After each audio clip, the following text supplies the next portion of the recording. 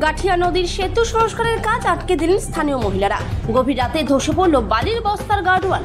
জলপাইগুড়ি জেলার নাগরাকাটা ব্লকের বামনডাঙ্গা এলাকায় গাঠিয়া নদীর উপর থাকা সেতু সংস্কারের কাজ আচমকায় থমকে দাঁড়ালো স্থানীয় মহিলাদের প্রতিবাদের মুখে।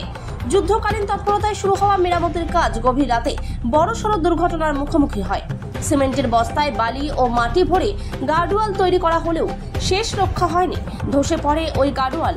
বরাত জোরে প্রাণে রক্ষা পান ঘটনাস্থলে উপস্থিত শ্রমিকেরা। সম্প্রতি 5ই অক্টোবর প্রবল বৃষ্টিপাত ও নদীর স্রোতের জেরে ক্ষতিগ্রস্ত হয়েছিল বামনডাঙ্গা সংলগ্ন গাঠিয়া নদীর সেতুটি। ফলে যোগাযোগ সম্পূর্ণ বিচ্ছিন্ন হয়ে পড়ে বামনডাঙ্গা, টন্ডু ও খেরকাটা বস্তির মতো একাধিক এলাকা। দ্রুত গতিতে চলছিল সেতুর প্রাথমিক সংস্কারের কাজ। তবে নির্মাণ কাজের মান নিয়ে প্রশ্ন তুলে স্থানীয় বাসিন্দারা ক্ষোভ প্রকাশ করেন।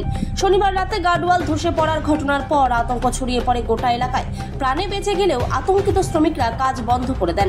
পরদিন সকালে বামনডাঙ্গার বহু মহিলা স্থানীয়ভাবে সংগঠিত হয়ে সেতুর নির্মাণ কাজ বন্ধ করে দেন।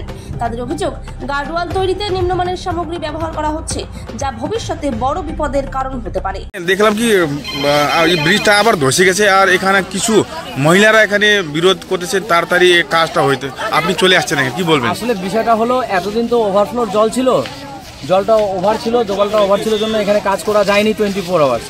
এখন জলটা লেয়ারটা নিচে চলে গেছে। কালকে এখানে জলটাকে ডাইভার্ট করার কারণে লেয়ারটা নিচে চলে যাওয়ার ফলে এখানে যেটা যে আমাদের ইসের যে কাজ করা হয়েছিল, কি বলে ওটাকে, গাড়িব্যাগের কাজ করা হয়েছিল, সেটা ধসে গেছে। এবার গ্রামের মহিলারা সবাই ভগবানের কাছে প্রার্থনা করতেছে যে কখন আমাদের এই রাস্তাটা খুলবে আর আমাদের গাড়ি যাতায়াত শুরু হবে।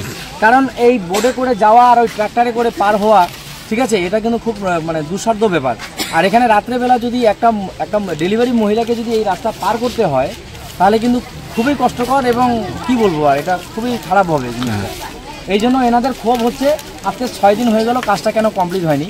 কিন্তু কমপ্লিটলি কাজ করার জন্য জেলা পরিষদ থেকে চেষ্টা করা হচ্ছে এবং আজকে থেকে আমরা এখন ডি সাহেবকে বললাম যে আপনি 24 আওয়ার্স কাজ করান। এজেন্সিকে দিয়ে উনি আজকে থেকে 24 আওয়ার্স কাজ করছে। উইদিন 24 আওয়ার্স আমরা এই রাস্তাটাকে খুলে দেওয়ার ব্যবস্থা করছি। দাদা, কিছু ইনজোর্ডও হয়েছে নাকি?